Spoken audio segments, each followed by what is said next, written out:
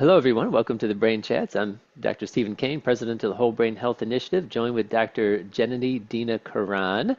She's our vice president of the organization. Hi. So, Janani, I appreciate you hosting the program here and looking forward to the questions you got for us today. Yeah, so today we're going to be talking about rest, which is, I would say, often an overlooked topic, but it's quite important for long-term health and especially brain health. So I wanted to start with what is rest? Like, how would you define it? I'd say it's anything we do that gives our body and our mind an opportunity to rejuvenate and to recover. So it can be lots of different things. People obviously think about sleep as the first thing, but there's many more things beyond that. There's more active forms. It could be yoga. It could be downtime for some people, maybe even playing video games for a little bit. It's very individualized in terms of what's restful to the individual. But whatever elicits that sense of rejuvenation is rest. All right, yeah. So that's pretty fascinating that it's not just sleep. I think most people try to equate rest with sleep. Um, what would you say is like the cultural notion of how people have changed their perception about rest recently? And do you think there are any examples in the popular media which kind of illustrate that? So, which culture are you referring to? There's, I guess, a number of different cultures. Okay, let's say just the American one for now. American culture? Okay. Um, Definitely, and again, there's different pockets within the country, but as a whole, America compared to many other countries, rest is something you try to minimize and maximize the productivity. And there's yeah, and especially when I lived in Silicon Valley, I was there for a good 7.5 years. It was very much how much work can you get done, how many hours. It was a badge of honor. It was like I worked 80 hours, like I worked 100 hours last week, and it was just very much this volume of total work hours that you put in is somehow symbolic of how much of a warrior that you are. And and that's unfortunate because that even the top performers, even people like Bill Gates, Elon Musk, they have a very firm understanding of the rest that they need, and they don't, or they will rarely encroach on the rest they need to perform at their best. So yeah, America Mhm. compared to other countries, rest is not nearly as much of a priority as it ought to be. Yeah. So, do you have any examples of people who've done specific things to prioritize rest that you'd think are worth listing? Yeah, I mean, I think that the top performers, the billionaires, the top athletes, so Jeff Bezos, he makes a priority 8 hours of sleep he gets because he feel that his brain to make the best decisions to perform at his best, he needs that. He has a bit of downtime in the morning where he'll read the newspaper, chat with his wife. Elon Musk, probably the most driven person on the planet. He says he wishes that he didn't need sleep, but if he gets less than 6 hours a night, then his brain is not performing, and his total volume, his total efficacy of everything that he's doing, even if the volume is a little bit less, because he's Mhm. sleeping a total of 6 hours, or if he sleeps less than 6 hours, if the volume goes up, the overall productivity goes down because he needs that rejuvenation for 6 hours. See, LeBron James, he's known for 8 to 9 hours of sleep every night, sometimes even more. And I'm still in awe of what LeBron James does. How familiar are you with LeBron James? I don't know too much. Okay, so he's at 39 and a half years old. He was on the U.S. Olympic basketball team, and he was the MVP. And the U.S. won the gold, and so he is the top performing player on the top team across the entire world. And at 39 and a half years old, he is crushing it. To Mm. me, that's just unheard of. And yeah, I think he's such a special athlete and a very accomplished person, and he prioritized rest incredibly. He did all sorts of things with his nutrition, with his lifestyle, but rest is definitely one of the things he did not skimp out on, and it was very much a priority throughout his life.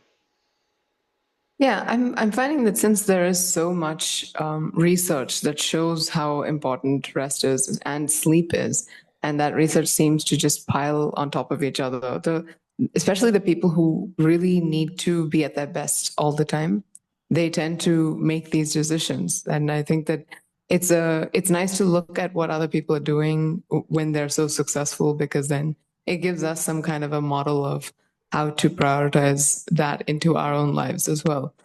Do you think that on the whole that the American culture is shifting towards a more pro rest attitude?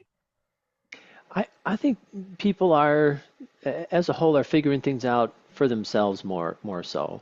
I think that before people didn't have access to the all the information, whatever they want to understand, whatever they want to learn more about, whatever what's ever inside of them, they didn't have access to really trying to figure that out and learn more about it like they do now.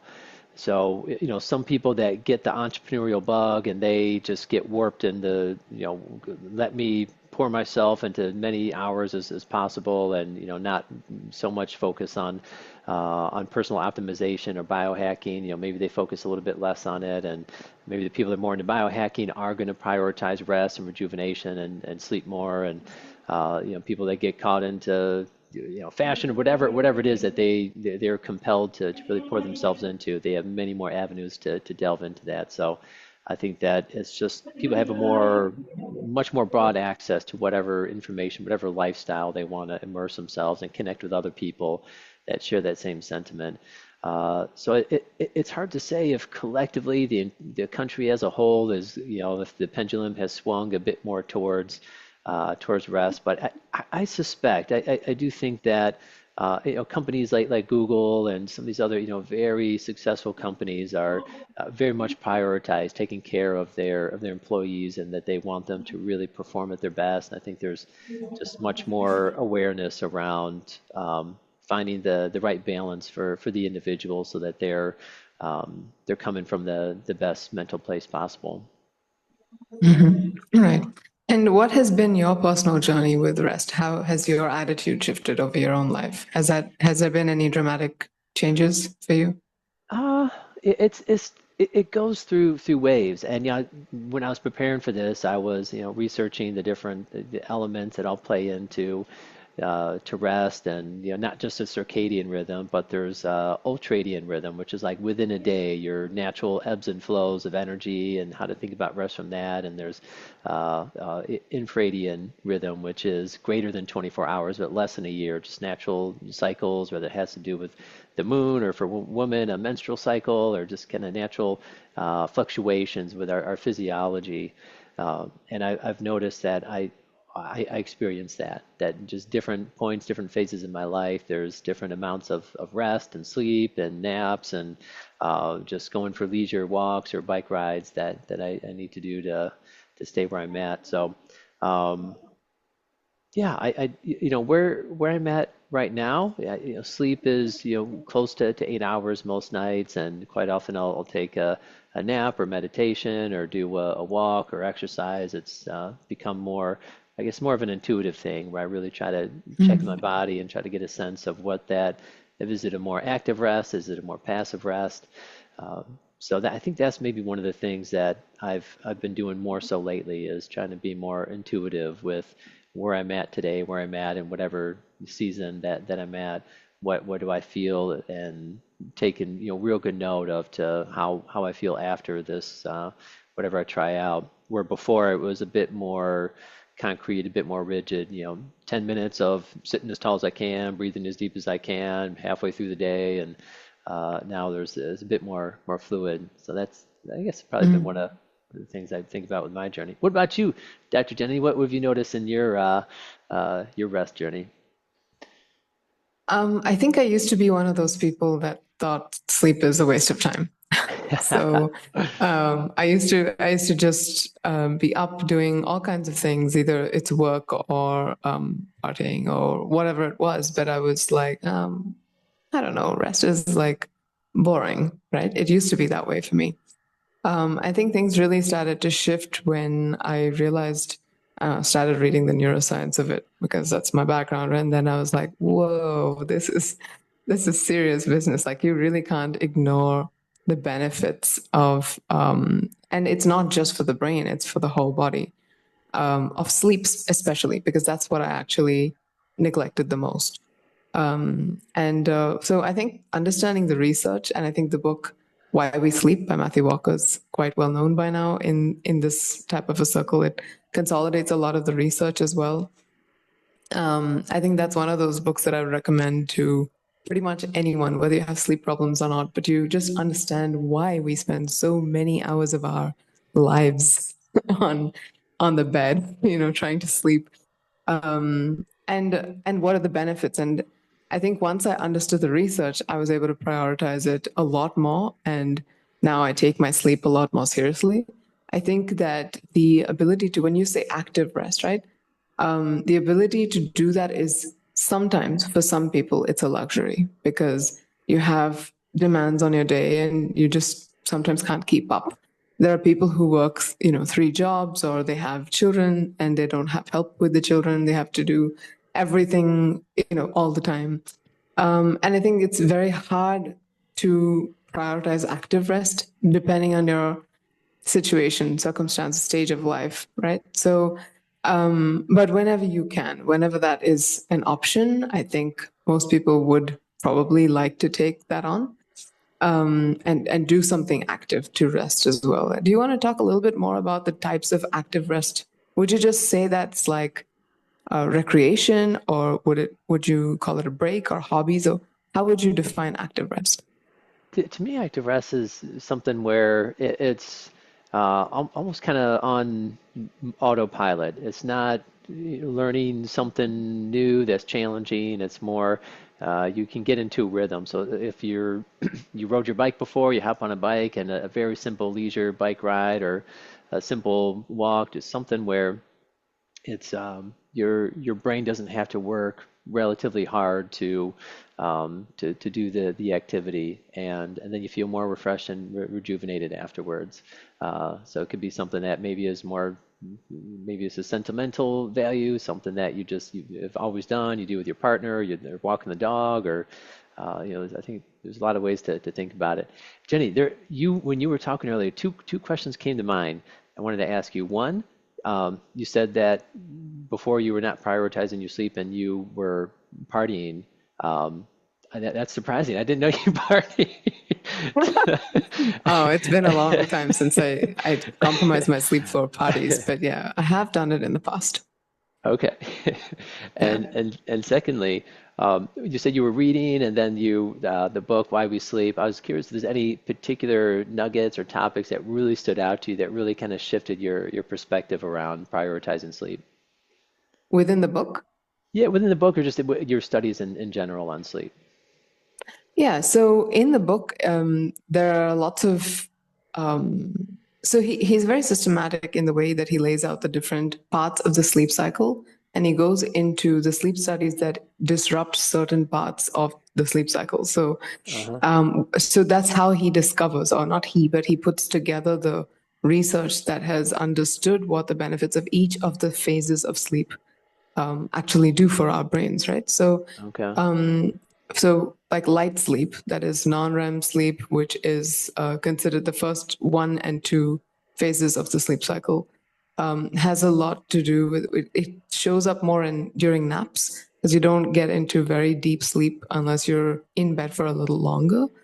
And what is the benefit in terms of retention of things that you've learned, right? So that's one of the things that I learned. And then how some phase of sleep actually integrates short-term memory into long-term memory.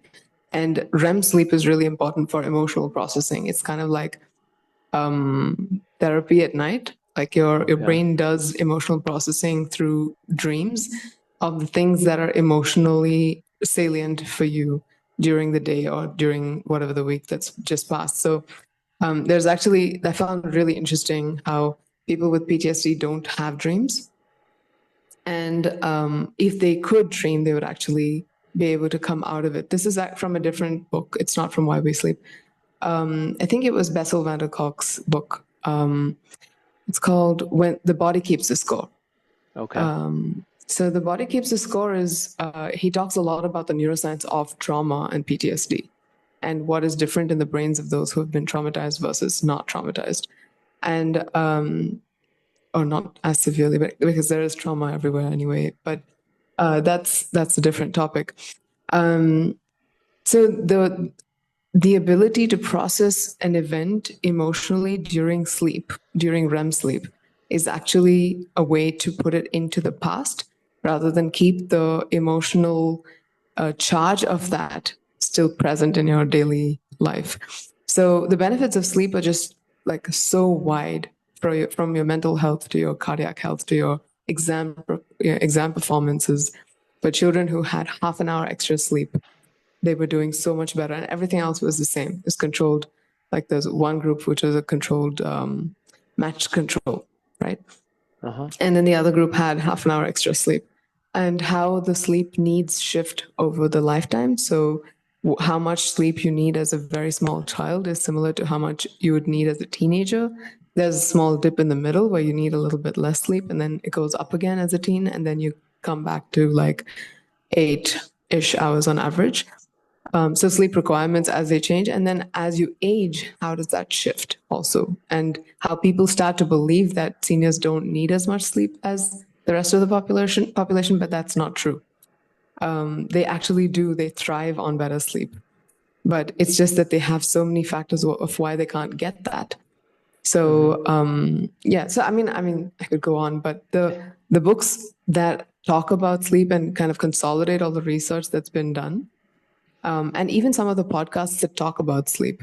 I think these are the ways that you, like anyone, can actually understand it without going into the actual scientific papers to understand what the results are and what that means for your own life.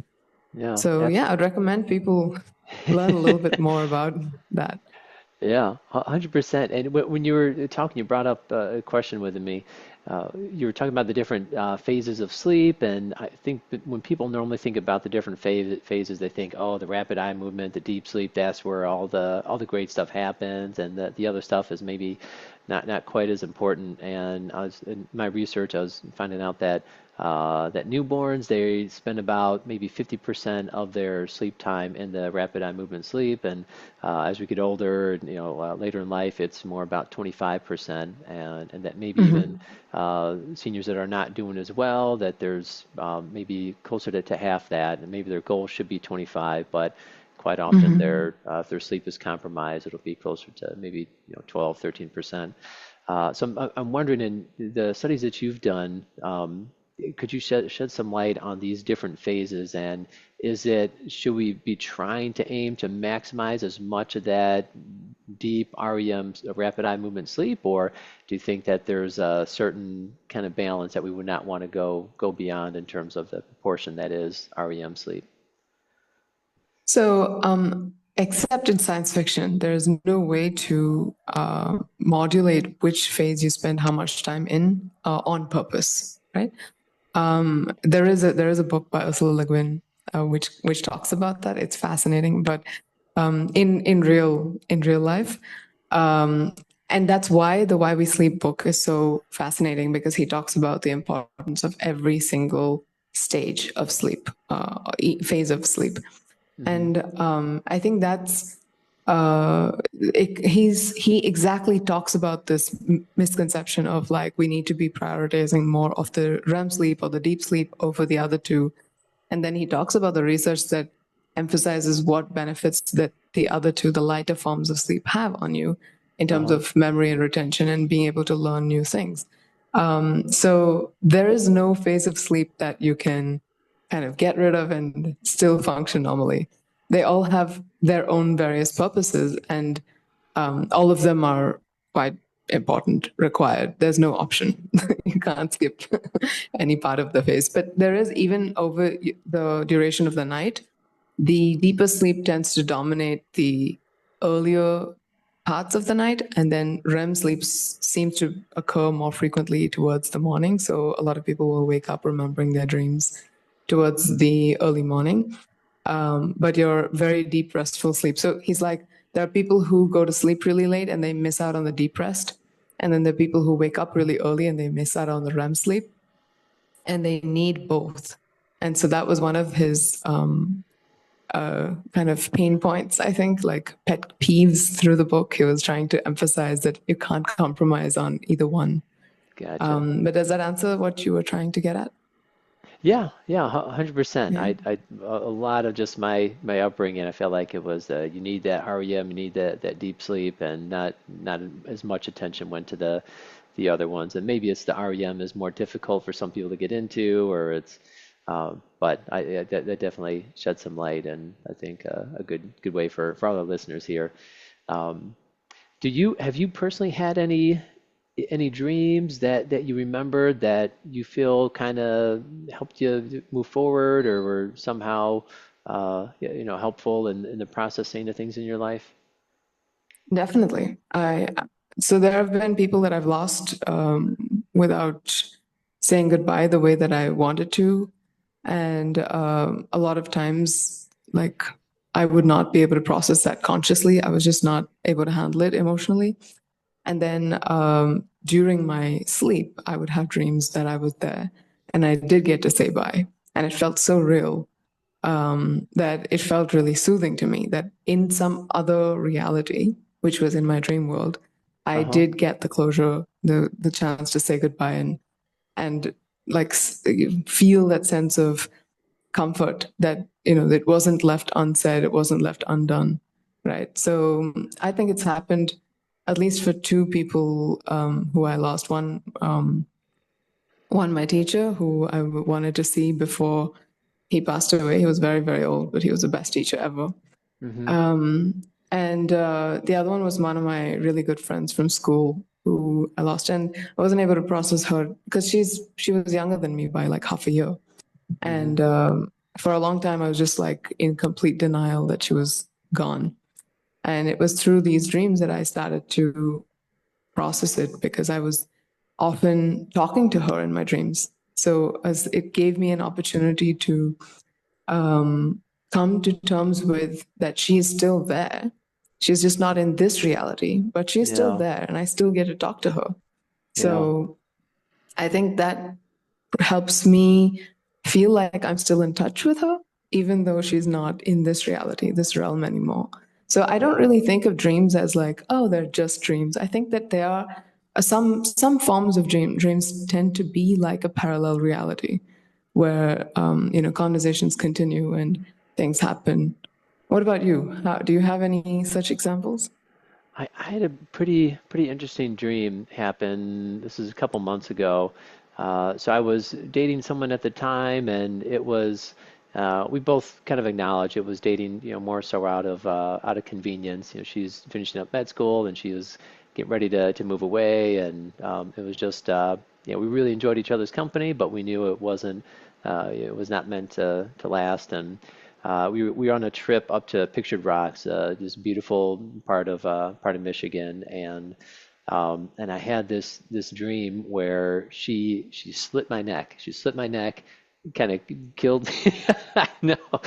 Oh, Yeah, that's not what I killed. But expected. but but it was weird. It was like I knew she was gonna do it in the dream. I remember like, okay, I know this is coming, um, and it's not gonna be pleasant, but it's at the same time, it's you know, it'll be okay.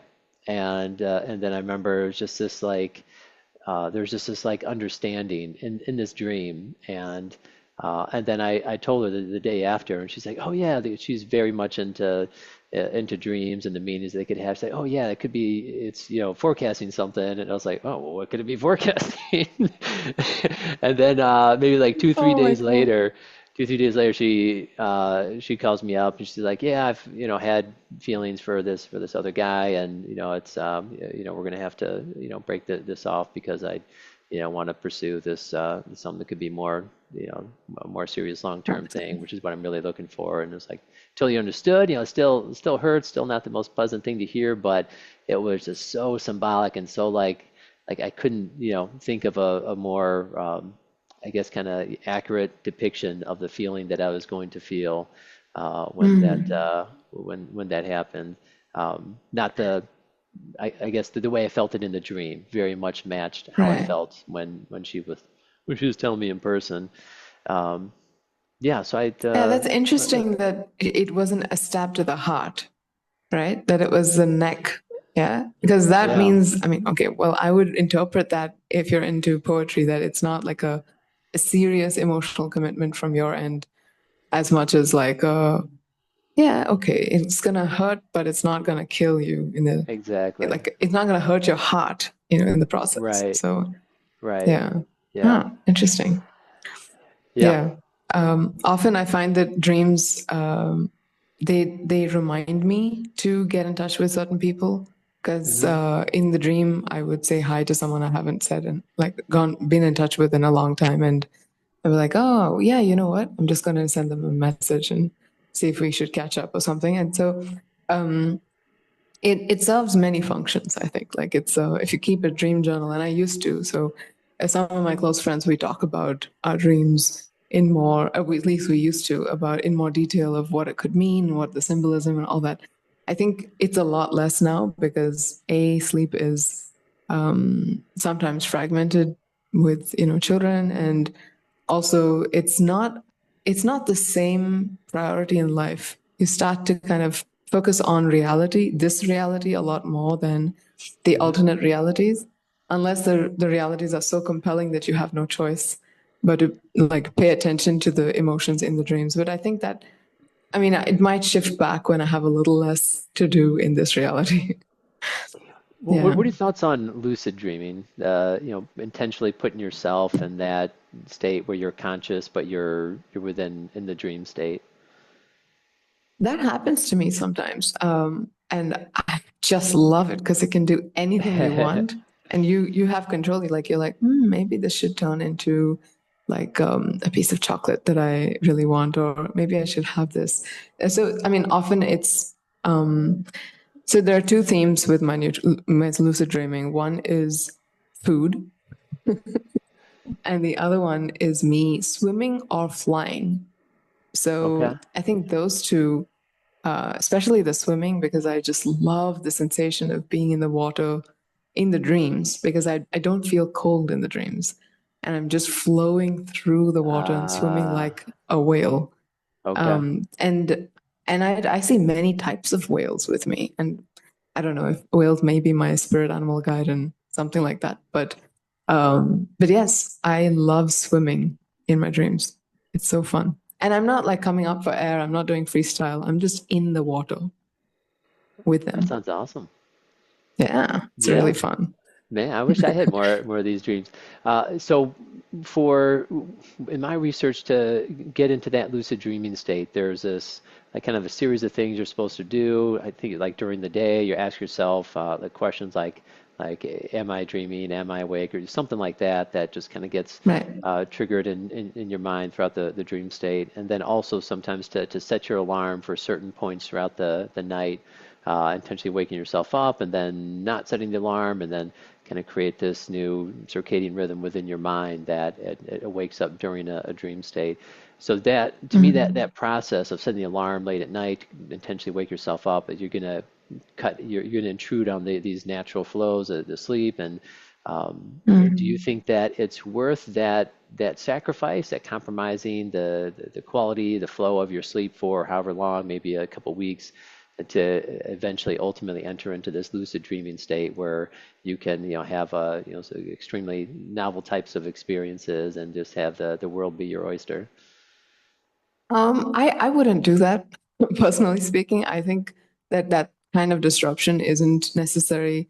I think part of the reason why they talk about, during the day, you ask yourself if this is reality or if it's a dream, right? Is to recognize that this is just one of the various realities that there are. Uh-huh. So it's not like the reality, and then dreams are like less real. In fact, it was just, I think, this morning that I felt the sense of I could be asleep in my day, in my normal life, and wake up Uh-huh. from it one day. So, how do you know that you're not dreaming right now? Right. And like, what makes you think this is real? What Right. gives you that sense of we think it's real because it seems to have a continuity from the previous day? Right. Right. But if you woke up and you know how in dreams you have this sensation of something's going to happen and you know it's going to happen, it makes sense because of all these things that have happened before, which actually in this reality didn't happen. But in the Uh-huh. dream, you don't question it because it feels like there have been enough things that have happened in the background to warrant this new thing to happen, Yeah. right? And so your brain fills in the blanks of a reality and creates it as if it's like completely intact, Uh-huh. right? And it's only when you're coming out of the dream that you realize that that makes no sense. How can the person be dead and talking to you, right? Yeah. Like you just went to their funeral, but you're coming back home with them, right? How does that make Yeah. sense, Uh-huh. right? So it's like there's so many contradictions, but you feel like it's perfectly normal and natural in the dream, right? Right. And just like that, in this reality, there are things that your brain could be filling in, and you accept this reality. So I think that if you really want to lucid dream, you need to take this reality a little less seriously. Like it cannot be so real to you in the sense that you can't take it as the ultimate reality. You Yeah. need to be able to take it as this could be a dream, that could be a dream, this could be real, that could be real. Any of the illusions could be real. And then Uh-huh.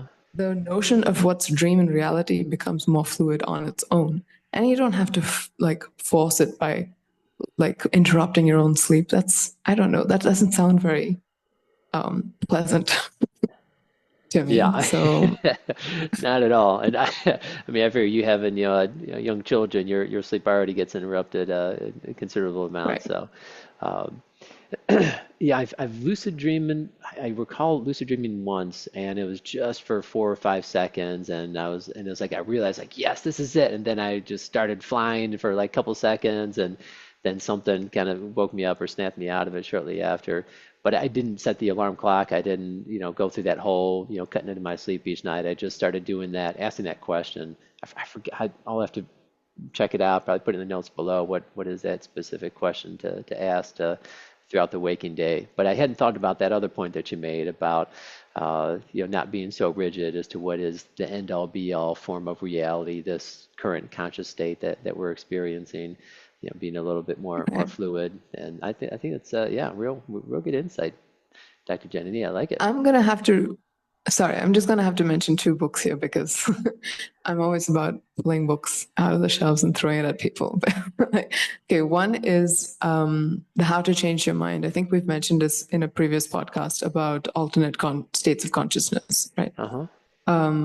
So that book actually helps to understand what are the various other states of consciousness and how we think of our normal default mode network as the state of consciousness to be in, and that every other state is somehow marginalized, right? It's not really considered okay or normal. And Hmm. even in that, I think he talks about dreams. So I think that's one book that I would kind of mention here. And the other one, the one that really opened my mind to this reality not being the absolute reality, there's a book by Wendy Doniger, which is Dreams, Illusions, and Other Realities. Or I don't remember the order of those words. It could be Dreams, Reality, and Other Illusions. But that book actually goes into old Indian mythology and talks about the role of dreams in mythology. And I had to do that I was doing that for a term paper. I was reading that book. And I think while I was reading that and one of the other books in that, I was trying to understand the cognitive science within mythology or looking through that lens at mythology. And when I was going through those books, is when I realized my dreams really shifted at that point because it was like I couldn't tell what was real. And this whole world felt very unreal just by reading the books. It felt Hmm. like, how do you know this is real? Like you really question it from a very visceral point of view. It's not like a intellectual question, right? Hmm. There have also been like moments when you're I think this is one of the reasons that my brother and we talked about how we may not need psilocybin or any of the other drugs because we have these spontaneous experiences of, I think it was like a 2 week long experience where I wasn't myself. Like I knew that I am this person, but I had shifted into um, like, you know how when you know you're playing a role in a game, in a computer game or something, and Hmm. you know that you can set, okay, escape or pause or something and you can come out of it. I felt that way about my life. I was like, okay, where's the escape button? How do I get out of this to the real reality? Hmm. Right? And so the way that you would feel about, and it didn't last just a day or a few hours, it lasted 2 weeks where I didn't feel, I was like, I'm playing this person's role. But how do you know that I really am this person? I'm not this person, right? Right. This is not who I really am, like fundamentally. So I think if you have these kinds of experiences where you can step in and out of your identity or you don't take reality too seriously, lucid dreaming becomes almost, well, it's a lot more accessible, I think. Yeah. Yeah. That's awesome. It kind of reminds me of I did a ayahuasca journey, like properly guided trip. This was several years ago, with the intent of trying to get some more clarity around certain things in my life. At the time, I was vegan, and I was kind of wavering if if this is the right journey for me to continue on. And in the moment, or when I did this experience, it was like for part of it, for like kind of the darker part of it, it was like I was one of the cows in the slaughterhouse, and it was like I was right there with them, and it was like I really felt their helplessness. I really felt like as they're meeting their fate, what they're going through. And it's not like when people watch it on a screen on their computer, whatever, slaughterhouse, they can look away. But it was like, in this experience, is that you can't look away. It was like it was all happening within my mind. It was like I was right there, and it was just very intense experience. And as I'm going through the back of my mind, I know like I'm not the cow, I'm not getting slaughtered myself at this, but it was still I was right there. It was like I felt Mhm. the heart racing. I felt I just felt what they feel, and it yeah, it was a pretty powerful experience. So these different states of mind and allowing them to really integrate and allowing ourselves to learn and to grow through these other aspects that aren't the that baseline mental state. I think it's yeah, I think it's a really good point. Yeah. So, I mean, it's interesting in many of the dreams that I share about other people, right? They tell me that they're always themselves in their dreams. And I'm not often myself in my dream. I'm someone else. Sometimes I'm even like you said, a cow or a bird or a fish or a whale or a human, but a child or an old person or a man or it's like you can shift yourself into so many other ways of being, and Yeah. you can in your dream be anything if you don't take your identity too seriously. Like if you're not too attached to your current identity, Uh-huh. you can shift that, and that happens in your dreams when like sometimes when I was much younger, I'd look at the mirror and say, this is me, like you know, trying to identify with this self Yeah. because I wasn't that identified, right? I don't know if other people feel that way too when they're growing up and they're like, oh, this is me, or it could just be that I was already quite deeply into philosophy, and then that tends to pull you away from the normal ways of thinking, like all the ruts and habits of your thoughts, and then you're kind of pulled out of it, and then you come back into it, and then you have the distance, and you don't Uh-huh. have to be in it all the time. You can Yeah. step back too.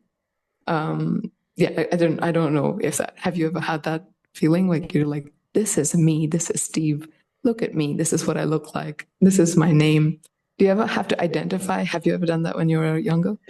Uh, Maybe not when I was younger. I think this kind of existential question that you're getting at is like, who am I? Is that face in the mirror me? Is it this body? Is it?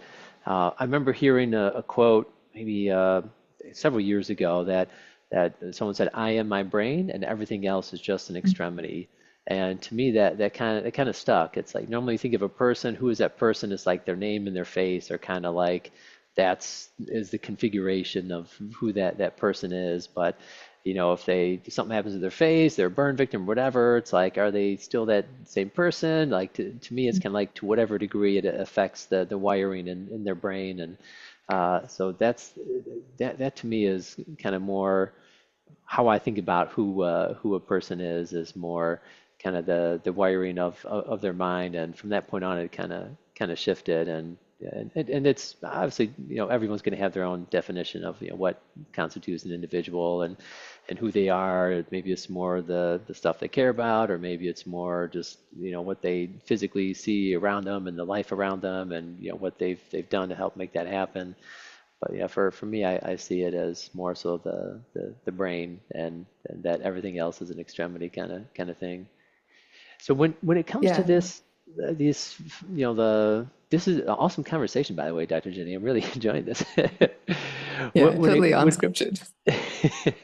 so when it comes to optimizing for rest, do you feel like this is something that a lot of people need to pursue? Like, to what extent do you think kind of exploring these different realms of reality plays into an optimal restfulness in their lifestyle? I don't really understand though. Are you talking about how each person chooses to rest differently, or are you talking about altered states of consciousness and Y- realities and y- dreams? Yeah, I mean, do are these things an important aspect of rest? I mean, we've talked about kind of things people normally think about in sleep and naps and going on a walk and those kind of things, but is it important for people to pursue different states of mind, different kind of perceptions of consciousness and reality? Should that be something that plays into an optimal restfulness cycle? So actually, I think of people who do that, who are able to move out of their normal life into rest and go deeply into dreams and philosophy and things like that, as to kind of it's a little bit less productivity oriented. So if you're looking at rest as a means of increasing your productivity, then all of this is not the focus, it's a means to an end. But if you're going to be able to take the rest as the end in itself, then yeah, all these explorations will naturally unfold. I mean, you'll take it wherever you want to take it. Like for me, it would be more on the dreams and the philosophy, the mythology, those kinds of things will open up for me. Maybe something else will open up for you, and each person will have their own kind of notion of where that'll go. And I think if you spend enough time on the rest part of it, it has its own way of revealing growth. Like it can lead to growth in a very non forceful, non pressured type of way. Hmm. So that I would say like that's the yin part of your growth and like the way that you stabilize everything. And then there's the yang of the actually conscious, deliberate actions you take. So it depends on how you're looking at rest. If you're looking at it as part of being more productive, so the better I sleep, the more I perform well during the day. Like if that's your aim in life to perform well during the day in a sport or in your business or whatever, then your sleep is not going to become, you may not explore it quite this way. And that may Hmm. not be necessary because that's not what you're looking for. But I think that if you open to the intelligence, because I think, I mean, I talk about this with my health coach clients sometimes, we're talking about the intelligence of your neocortex, the information that you consume and the things you understand at the conscious level. It's barely the tip of the iceberg in terms of your overall body's intelligence, which is Hmm. all underneath, right? So apart from the neocortex, the rest of the brain, the rest of the body has a lot of millions and years of intelligence of like being able to do things a certain way to function well. And so there's a lot of subconscious calculations that are happening about all the things that you choose to do. And it turns out that it reaches your conscious mind zero point 0.2 or zero point 0.3 seconds after you already know what you're going to do. So your conscious mind is not even the one making the decision. You have this notion of I'm choosing to do this, but the calculations have already happened within the subconscious part of your mind, right? So I think it's like if you can respect that, if you can understand and accept it and open to that, you're going to unlock a lot more intelligence, a lot more interesting growth, which is not Uh-huh. always about productivity. It Gotcha. can be, but it doesn't always have to be. That's the way I'm looking at it. Okay. So the way I'm interpreting this is that when you talk about productivity, you're kind of getting the micro, like a one day's volume of work, how many pages do you read, how many summaries do you write, that kind of thing might not be enhanced within the day from doing, pursuing these different types of states of consciousness, and but more from a macro, more from like a big picture, life coaching kind of intuitiveness. That's more the insight that it could better steer you. These kind of more interpretive, philosophical kind of epiphanies that might come from opening up our mind to getting into these different states. Am I interpreting this right? Yeah. Yeah, I mean, I would say so. I think that there's a lot of people who are just not interested in the spiritual, philosophical side of things, and that's Uh-huh. fine. That's their journey, right? And for them, I think, did I get enough sleep is, or like, did I, maybe walking or cycling or yoga is going to give me the best results, right? And so that's their way of looking at it in terms of their how they're focused on rest, right? They Uh-huh. care about it, they prioritize it, but it's, like I said, a means to an end. Gotcha. And then there are people who are looking at it not from more of like a capitalistic productivity type of, or like self growth, and not so much only the neocortex, but the whole body, the whole everything, the journey of the soul, if you want to say it like that, right? And if you look at it that way, then the dreams and the intelligence of the night, the intelligence of the body becomes a lot more important. So it really Okay. depends on what you're trying to get. Yeah. Yeah. Gotcha. Are you familiar with non-sleep deep rest? Have you heard of that? It's kind of a growing trend. Dr. Andrew Huberman, Stanford neuroscientist, he's made it much more popular and talking about how it's, I guess, similar to napping, but it's almost like a conscious kind of napping where you don't go unconscious. You're still consciously focusing your mind on your breath, bringing awareness to your body.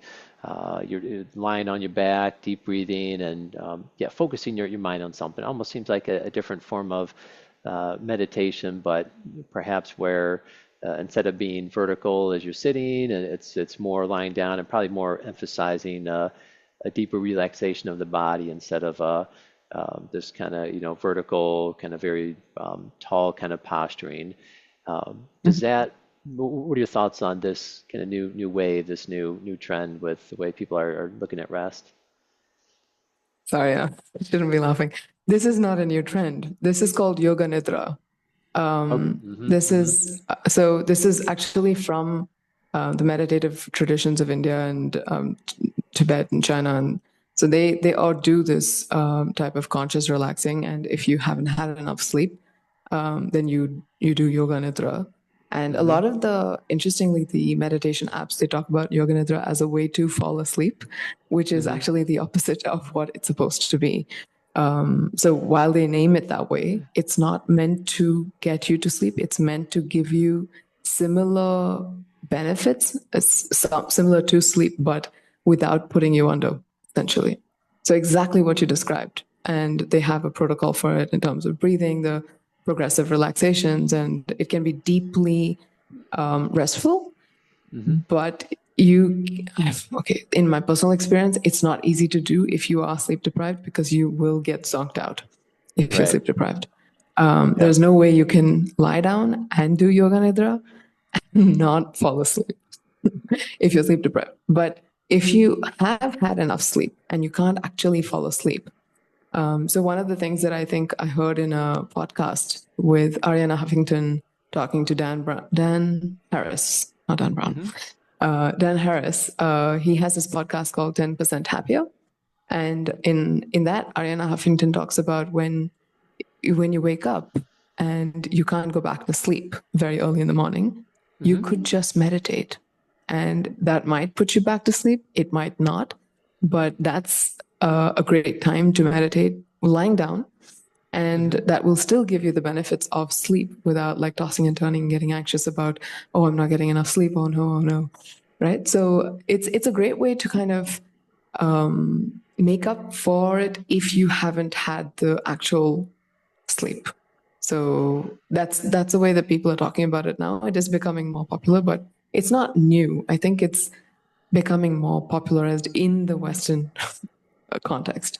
Yeah, yeah, 100%. I didn't mean to say it was a new concept, just its popularity Right. in this country has definitely grown as of lately. And Dr. Huberman's been one of the people that's really brought more attention to it.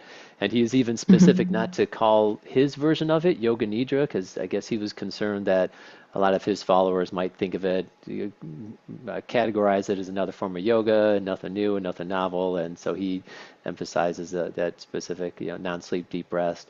But it's something I've been curious to explore some more myself. Um, Mm. I have another question for you here in terms of the people that are very fixated on like needing to feel like they're staying productive, that they've got, a long list of things and even sacrificing, 10, 20 minutes to do non-sleep deep rest or anything else that would normally, qualify as rest. Are there ways that people can still do things they need to do while also accomplishing the rest that they need to do? So, as a busy mother, is there a way to get rest while you're tending or doing things with the children? Is there a way for a professional to still be getting some work done in a way that's still restful and rejuvenating to them? I think this is a really, really important question because so many people don't have the luxury of uninterrupted sleep. They have obligations, they have so many demands and pressures on them. I think my answer would be if you're able to kind of develop certain pockets of rest during the day. Hmm. So I would say meditation is one of those ways to bring your brain back out of the stress reaction into a calmer state. I wouldn't call Hmm. it rest per se, but it's a contrast to the high active go go go, must do this, must do that, kind of a the Hmm. brain's going really wild with all these circling thoughts, right? To move Hmm. out of that into just being, so the doing and the being, right? Hmm. This one person I know cracked this joke where like we're not human doings, we're human beings, right? But like looking at it as two ways of two states of being, right? One is the active, gotta do, and then there's a just being and not doing, right? Yeah. And both need to be okay. I think that's the culturally, it's okay to do, but it's not okay to be, because then you're lazy or whatever, right? Other Right. labels put on you.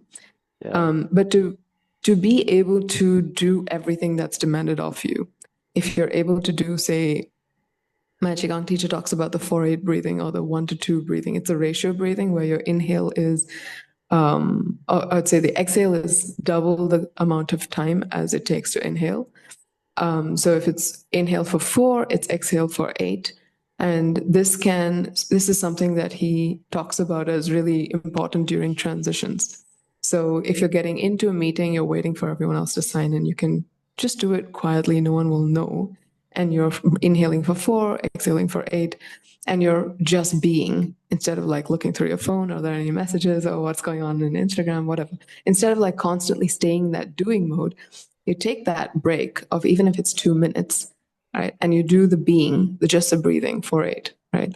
Or you Hmm. count your breaths or whatever form which works for you. And it can be very subtle. It can just be soft belly breathing, which you just pay attention to your belly and you don't keep it rigid and braced, but you let it relax. And you Hmm. inhale and you exhale. So all of these are ways to build in kind of pockets of rest into your day, which Hmm. can recharge you, can relieve stress, but I don't think they are completely restful. They're just not as active. Right. So if you're going to like in I'm reading this book called The Web That Has No Weaver. It's about Chinese medicine. And they talk about how some things are yang compared to this, which is yin. And it's always a relative term. It's not this is yang and this is yin. But in comparison to sleep, the breathing is yang, right? But in comparison to a go, go, go attitude, the breathing is yin. So looking for more yin during the day when Hmm. everything else is expecting you to stay on yang all the time. right? Mm-hmm. If you can balance it out with enough yin, then you're going to be better off, I think, a lot more sane, Mm-hmm. right? I remember a handful of years ago, I made, it was just maybe for a week or so. I was like, okay, the one habit I'm going to do is just deep breathing throughout the entire day. And I was very much, when I was in Silicon Valley and very much, I caught on to that kind of mindset.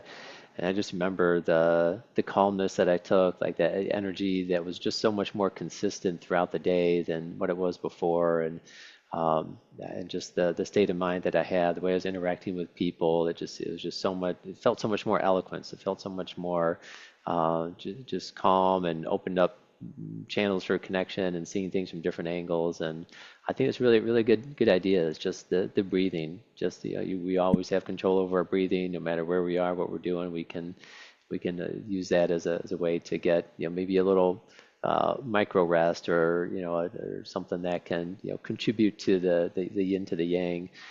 Something that I recall is Jack Dorsey, the founder of Twitter, the famous billionaire.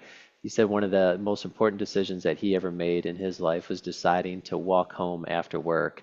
And just getting that walking, I Mm. guess it has helped consolidate, help him, allowed for more epiphanies or ideas and how to solve problems. And I know Facebook, they do a good amount of walking meetings, and they become a thing. And perhaps there's some type of rejuvenation that happens from taking a step out from the computers, getting outside, getting the fresh air. Yeah.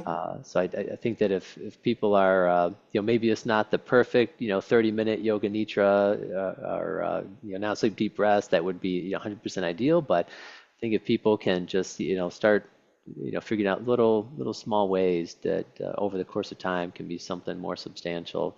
I think that everyone has an opportunity to figure out ways to bring in more healthy, restful habits in their lives.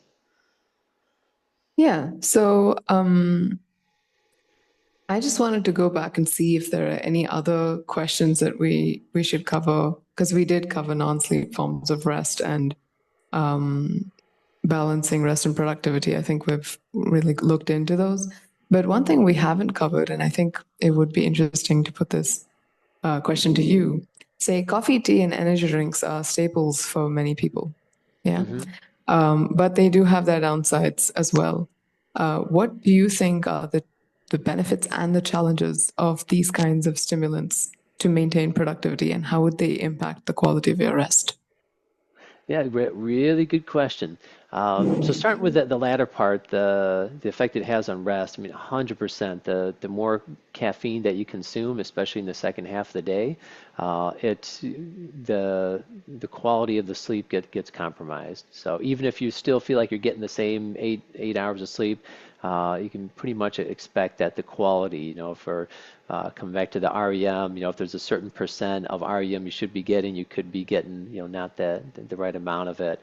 Uh, at the same time, I do think that it definitely has its time and its place. And I think when people need to be at their peak performance, I have one of my patients. She's a power lifter, and she was telling me about the whole routine that in the powerlifting community, and it's like you want too much, but not too little caffeine to be at your best when you're performing.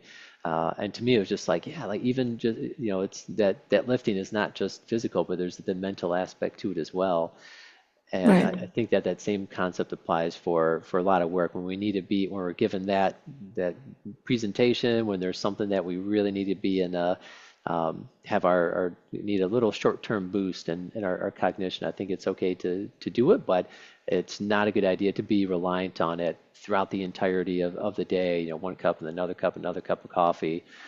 So I think as long as people are paying attention, as long as they're listening to themselves and picking up on the cues, if it's starting to affect their digestion that they're having so much caffeine, or if they're jittery, their sleep's getting compromised, it's a sign that you've gone too far. Too far. Uh, yeah, and some interesting research I've come across is that actually all-cause mortality is actually higher in people that don't consume any caffeinated beverages at all to people that do have some.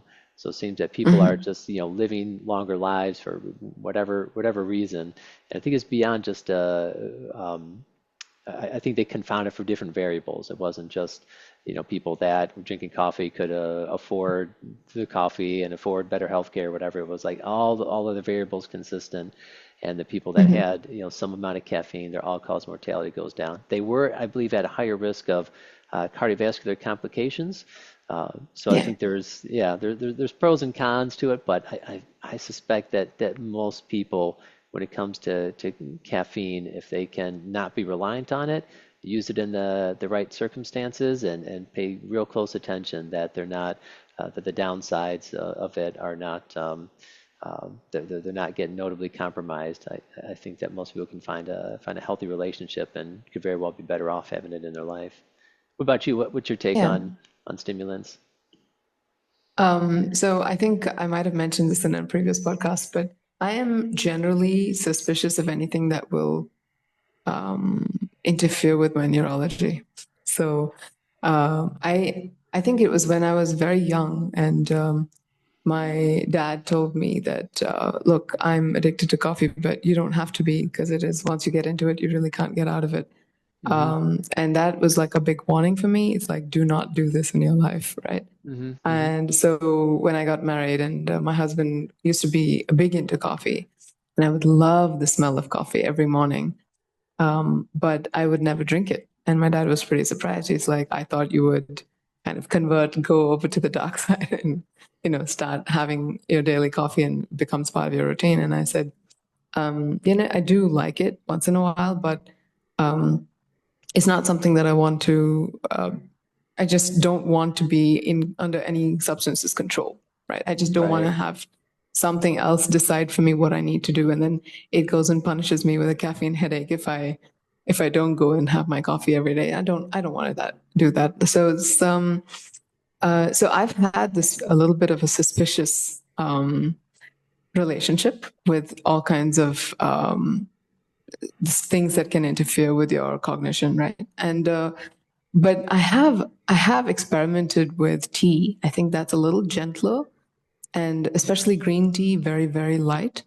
Mm-hmm. Seems to be okay. Doesn't really get in the way. Doesn't cause any jitters. And I've had an experience with coffee, which I've mentioned to you before, where it went completely crazy. Like I could feel the jitters in my. I spent a lot of time in the gym.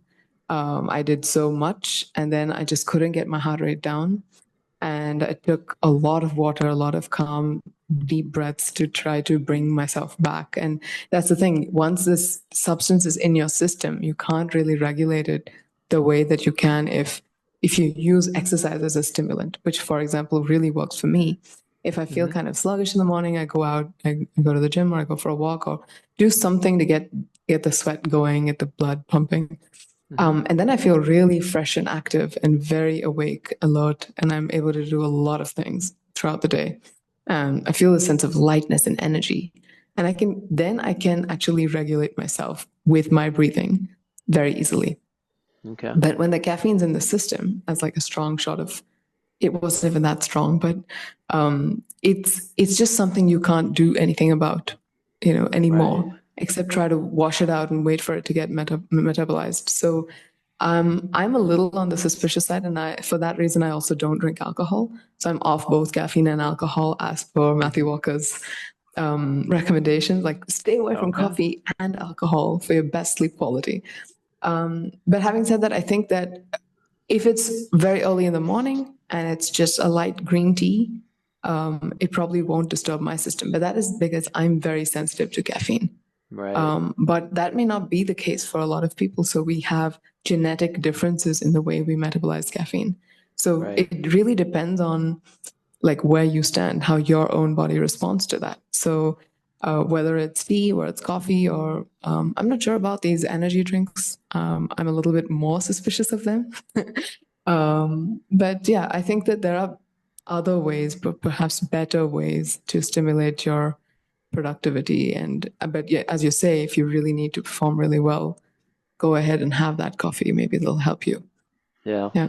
Yeah, I think most of the energy drinks are just horrific. They just sugar or fake sugar, and just all sorts of things. I think the more pure, the more isolated we can be with it, the better. I personally have found that caffeine pills tend to work best for me. I can dose them Mhm. exactly how I want, and I maybe somewhere between half to three quarters, the equivalent of a cup of coffee, tends to be a good dose for me. I'm currently trying with L-theanine, which apparently is an amino acid that helps to make it even less jittery, but the acidity of coffee just doesn't work too well, and even for me, green tea just doesn't seem to sit too well with my digestion. So I've found that Right. that system for me, but um, yeah, it depends on the person. My someone I knew previously, I liked her mindset that if you're really passionate about something, then you shouldn't need too much, physiological Stimulation. encouragement or stimulation. So I think that's Right. good to think about too. Is that are the things that you work in the things that you're working on? Do they bring out a natural energy within you? I think that's definitely a good Yeah. good starting point. And optimize your lifestyle, get the exercise, get the food, get the things that are gonna help keep you in a good energy. And then if little to me the caffeine's kind of more the sprinkle on top in terms of Right. the having the right type of energy. So. It's funny that you talk about it this way. One of my recent, I wouldn't say recent, maybe 2 or 3 months ago, I had a conversation with my husband about feeling tired all the time because I wasn't getting enough sleep. Uh-huh. And he's like, maybe what you need is more caffeine because you're not caffeinated. You're one of the few people in the whole world who are not caffeinated. That's a very small percentage who's not on coffee as a norm, right? In a culture in our society, it's very normal to have coffee or tea in the morning, and you're one of the few who aren't. And so you feel like there's too much going on, there's too much too fast, right? And if you feel like you want to keep up, maybe you should get on the caffeine train with me. Hmm. And and I said, no, what I need is a nap. What I need is more sleep. I don't need to be more caffeinated. Then I'm gonna drain all my reserves and get into like this deficit state, right?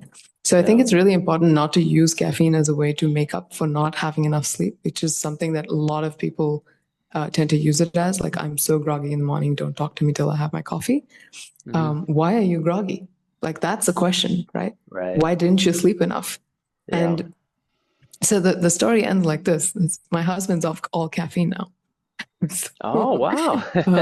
yeah. So he was the caffeine enthusiast in our early years of marriage, and he had an entire shelf dedicated. So I dedicated a shelf in our cupboard for him, his coffee filters and everything, and all these special brass items that you can get only in some rural parts of India and stuff. So we had the whole thing set up for him, and that's now become our herbal tea shelf.